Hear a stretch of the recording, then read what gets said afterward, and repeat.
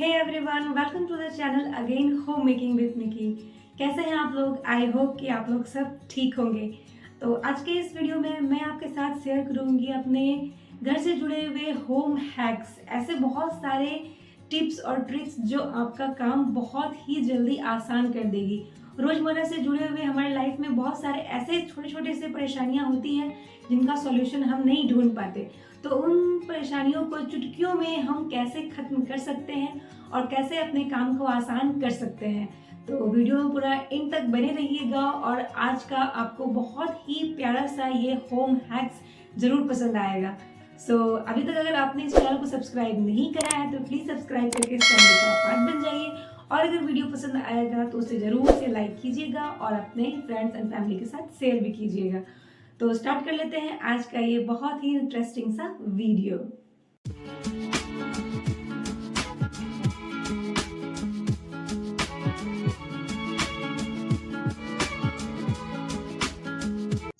हम साड़ी के साथ ब्लाउज़ को आयरन करके हमेशा इसी मेथड से फ़ोल्ड करके रखते हैं। तो वार्डरोब में जब इस तरह से रखते हैं तो एक के बाद एक गिरने लगती है, क्योंकि ये अच्छे तरीके से फ़ोल्ड रहती नहीं, सरकने लगती है। तो आपका इस तरह का जो किसी भी तरह का जो प्रॉब्लम होता है, ये बहुत ही जल्दी चुटकियों में सॉल्व हो जाएगा। तो करना क्या है, जिस तरह से आपको वीडियो में दिखाई दे रही है उसी तरीके से साड़ी को हैंगर से जस्ट थोड़ा-सा पास आउट करना है और उसके बाद ब्लाउज़ और जो पेटीकोट है हमारा, उसको भी हैंगर के थ्रू पास करके हैंग कर देनी है। और साड़ी का जितना पोर्शन उधर हमारा रह गया है वो बाद में हैंगर में हमें डाल देनी है। तो जिस तरह से वीडियो में आपको दिखाई दे रहा है उसी मेथड से अगर फोल्ड करके रखेंगे तो ये बिल्कुल भी खराब नहीं होगी। आप कितना भी हैंगर को मूव कर लीजिएगा, बिल्कुल भी वार्डरोब मेसी नहीं होगा।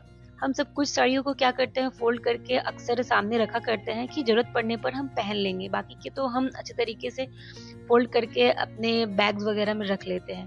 तो इस तरह से मैं दूसरी साड़ी में भी आपको दिखा रही हूँ, थोड़ा सा पार्ट हमें उसमें डालना है, उसके बाद ब्लाउज और पेटीकोट को भी उसी के अंदर डाल देनी है और साड़ी का जितना पोर्शन बच गया है उसको जस्ट उसके बाद फोल्ड कर देनी है। तो ये बहुत ही अच्छा सा क्लीन और नीट लुक देता है, बिल्कुल भी मैसी नहीं लगता है।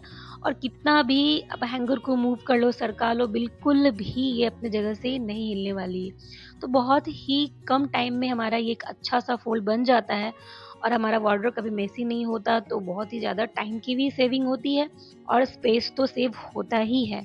तो आप भी इस मेथड को ज़रूर ट्राई कीजिएगा। ये ज़रूर ही आपके जो छोटे-छोटे जो प्रॉब्लम हो जाती है, इस प्रॉब्लम को ज़रूर सॉर्ट आउट करेगी और वार्डरोब में आपका जो कबर्ड है, उसमें भी स्पेस बहुत ही ज़्यादा मिल जाएगी।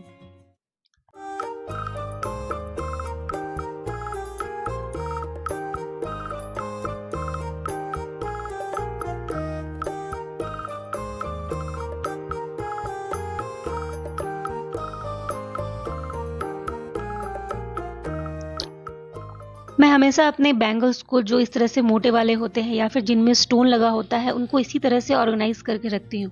क्योंकि क्या होता है, इन स्टोन्स को अगर हम ओपन में रख देते हैं या फिर ऐसे ही छोड़ देते हैं तो वो कुछ टाइम के बाद ख़राब भी होने लगते हैं, उनकी शाइनिंग भी चली जाती है। लेकिन ये मेरे पास जितने भी बैंगल्स हैं वो बहुत ही लंबे टाइम से चल रहे हैं और इनकी शाइनिंग बिल्कुल भी ख़राब नहीं हुई है। तो मैं हर चीज़ के लिए ऑर्गेनाइज़र यूज़ करती हूँ।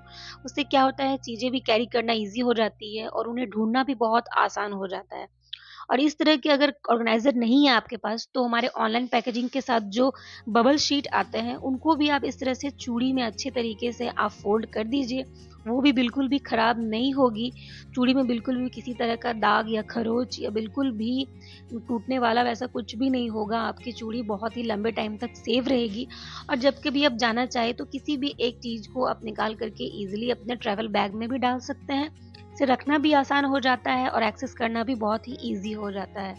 तो इन छोटे-छोटे प्रॉब्लम्स का सॉल्यूशन हम खुद ही निकाल सकते हैं और बाज़ार से महँगा ऑर्गेनाइज़र खरीदने की भी ज़रूरत नहीं पड़ती है। जैसे कि मैं इस तरह के जो मेटल की चूड़ियाँ होती हैं, उन्हें मैं इस तरह के बॉक्स में रखती हूँ, जो मुझे एक घड़ी के साथ मिली थी। तो उसको भी मैंने सँभाल करके रखा है और इस तरह के बॉक्स में मैं अपनी जो मेटल की चूड़ियाँ हो गई, तो जब भी मुझे ऑर्गेनाइज़र की ज़रूरत पड़ती है, पहले मैं घर में ही ढूँढ लेती हूँ कि ऐसा कुछ मेरे पास पड़ा है तो मैं उसका यूज़ पहले कर लूँ। अगर नहीं मिलता है तो मैं ट्राई करती हूँ कि मैं उसे बना सकती हूँ या नहीं। अगर उस टाइम भी नहीं होता है तब मेरा थर्ड स्टेप होता है कि अब मुझे उसे परचेज़ करना है। तो फर्स्ट एंड सेकंड स्टेप में मैं खुद ही ट्राई करती हूँ कि ऐसा कुछ अगर मुझे घर पे मिल जाए, कबाड़ ही क्यों ना हो, तो वो मैं अच्छा सा रीयूज़ कर सकूँ। तो इस तरह से देखिए सारे जितने बैंगल्स हैं वो इस तरह के ऑर्गेनाइज़र में बहुत ही ईज़िली अच्छे तरीके से फिट हो जाते हैं, और कहीं भी रखेंगे तो बहुत ही कम स्पेस लेगा, उन्हें यूज़ करना भी बहुत ही ज़्यादा आसान हो जाता है।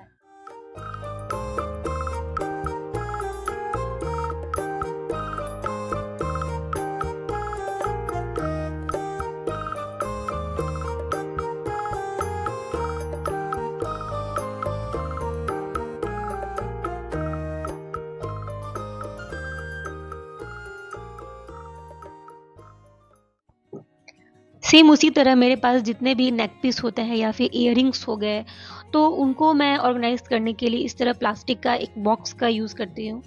तो मेरे पास जितने भी इयररिंग्स हो गए या फिर जितने भी एक्सेसरीज़ हो गए, मैं उनको अलग-अलग ऑर्गेनाइज़र पे ही रखती हूँ।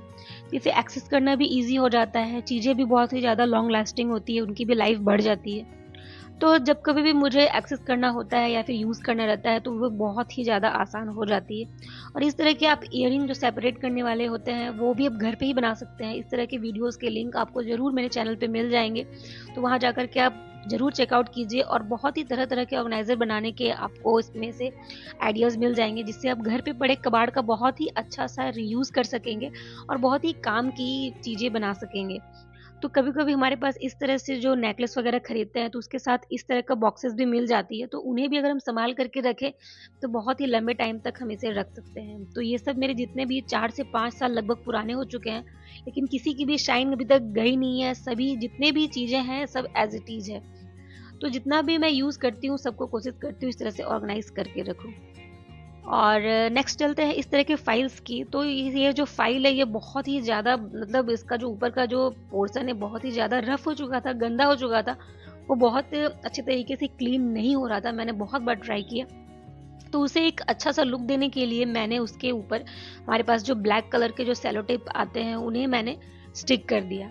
तो इससे क्या हुआ, ऊपर का पोर्शन मेरा पूरा कवर हो गया, और प्लास्टिक का जो सेलो टेप है उसके कारण ये बहुत ही अच्छे तरीके से वाटरप्रूफ भी हो गया। अगर किसी भी तरह का पानी वगैरह ऊपर पड़ता भी है, तो ये फाइल बिल्कुल भी खराब नहीं होगी।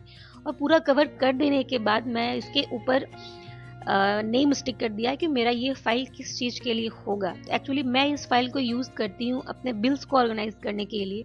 आप भी अपने जितने भी तरह के बिल हो गए, उनको आप ऑर्गेनाइज़ करने के लिए इस तरह के फ़ाइल्स का यूज़ कीजिए, और मैंने इसके ऊपर मार्कर से बिल्स लिख दिया है। अगर आपके पास इस तरह का पेपर टेप नहीं है, तो आप पेपर पे लिख करके ऊपर से ट्रांसपेरेंट टेप को लगा दीजिएगा, वो भी एज़ इट इज़ काम करेगा। तो हम होम मेकर्स को छोटी से छोटी बातों का भी ध्यान रखना पड़ता है, छोटे से छोटे कागज़ का भी, कि कौन-सी चीज़ें कहाँ है, कौन-सा बिल कब देना है। तो इन छोटी-छोटी बातों को ऑर्गेनाइज़ करने के लिए इस तरह का हमारे पास फ़ाइल होना बहुत ही ज़्यादा ज़रूरी है। अब मैंने इसके ऊपर मेंशन कर दिया है कि किस-किस कैटेगरी का, किस-किस चीज़ का जो बिल है, वो मैंने कहाँ रखा है। तो ऊपर वाले में मैं रखती हूँ अपने वॉशिंग मशीन से रिलेटेड जितने भी बिल हो गए, उनके वारंटी कार्ड हो गए, कब मैंने परचेज़ किया था, या फिर किसी भी तरह का सामान जिसकी सर्विसिंग कब करानी है, उन सब का जितना भी लिस्ट होता है, इस फाइल के अंदर होता है। तो मुझे इधर-उधर ढूँढने की भी ज़रूरत नहीं पड़ती, जब कभी बिल की ज़रूरत पड़ती है, मैं निकाल कर के इसमें से चेक कर लेती हूँ। उसी तरह से मैंने प्यूरीफायर का भी लिख करके रख दिया है मार्कर से, तो इससे चीज़ें ना ढूँढने में बहुत ही ज़्यादा हेल्प मिलती है, और स्पेस भी बहुत ही ज़्यादा बचत होती है। वरना क्या होता है, कभी हम एक फ़ाइल में रख दिए, कभी वो दूसरे फ़ाइल में है, या फिर किसी बैग में रख दिया, तो टाइम पड़ने पर चीज़ें मिलती नहीं हैं। उस टाइम पे हमें बहुत ही ज़्यादा भागम-भाग करना पड़ जाता है, बहुत ही ज़्यादा ढूँढना पड़ता है। तो उन सब चीज़ों से खुद को सेव करने के लिए इस तरह के फ़ाइल्स को रखिए, आपका बहुत सारा टाइम भी सेव होगा और चीज़ें भी बहुत ही अच्छे तरीके से ऑर्गनाइज़ रहेगी। आपको भी इस चीज़ के लिए बहुत ही ज़्यादा खुशी होगी कि मेरे जितने भी घर के काम पड़ने वाली चीज़ें हैं, वो एक ही जगह पर हो। ऑर्गेनाइजिंग हमें बहुत ही अच्छा चीज़ सिखाती है, हमें लाइफ के प्रति डिसिप्लिन भी बनाती है, और होम मेकिंग को बहुत ही ज़्यादा अच्छा कर देती है, स्मूथ कर देती है।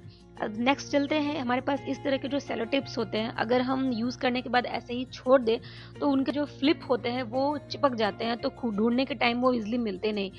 तो इस तरह से अगरबत्ती जलने के बाद इस तरह का जो स्टिक बच जाता है, तो उसके ऊपर लास्ट एंड पर लगा दीजिए, आपका काम बहुत ही ज़्यादा आसान होगा, ढूँढना भी नहीं पड़ेगा, वो ईज़िली मिल जाएगी। नेक्स्ट चलते हैं, हमारे पास इस तरह के बड़े वाले जो बैग होते हैं, हम हमेशा रेगुलर बेस पे इस पे कैरी नहीं करते, छोटे छोटे बैग्स अगर कैरी करते हैं तो लंबे टाइम तक इन्हें बंद छोड़ देने से इनमें स्मेल आने लगती है। तो इसका भी बहुत ही एक अच्छा सा सॉल्यूशन है जिसे हम घर पे खुद ही निकाल सकते हैं। तो बस हमें करना क्या है, एक कॉटन की बॉल बना लेनी है 2, और उसके ऊपर अपना कोई सा भी एक अच्छा सा परफ्यूम को स्प्रे कर लेना है। बस हमारा घर पे ही बहुत ही एक अच्छा सा जो होता है स्मेल रिमूविंग, वो चीज़ें बन के रेडी हो जाएगी। बस मैंने हल्का सा इसमें स्प्रे कर दिया दोनों कॉटन बॉल्स के ऊपर और उसे बैग के अंदर मैंने रख दिया। अब ये अंदर की जितनी भी बैड स्मेल होगी वो बहुत ही अच्छे तरीके से चली जाएगी और मुझे बाहर की चीज़ों को भी परचेज नहीं करना पड़ा कि मैं कुछ खरीदूं और इसके स्मेल को ठीक करूं।